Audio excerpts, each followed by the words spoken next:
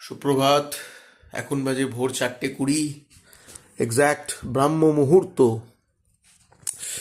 প্রবল শীত, প্রবল শীত। লেপের তলা থেকে বেরোনোটা কতটা কষ্টকর সেটা আমি জানি, কিন্তু লড়তে হবে তো নিজের সাথে, মনের সাথে। একবার বেরিয়ে পড়তে পারলেই ব্যাস কেল্লা ফতে। আমার ম্যাক্সিমাম ইয়াং ইয়াং স্টুডেন্ট যারা, তারাই কথা বলে যে স্যার লেপের তলা থেকে বেরোতে পারি না, কি প্রবল ঠান্ডা। কিন্তু একবার যদি বেরিয়ে পড়তে পারি ব্যাস, এই যে সময়, এই যে ব্রাহ্ম মুহূর্ত, এর যে ভাইবস, এটাই সামথিং ডিফারেন্ট ভাই। এই সময় মেডিটেশন করা, এই সময় মনোসংযোগ করার মজাই আলাদা। ব্যাস গোটা দিন একদম পুরো ব্যাটারি রিচার্জ হয়ে থাকবে। আমি সবসময় নিজেকে বলি যে 80 বছরের পর তো সারাদিন লেপের তলাতেই হয়তো কাটবে, যদি অতদিন বাঁচি।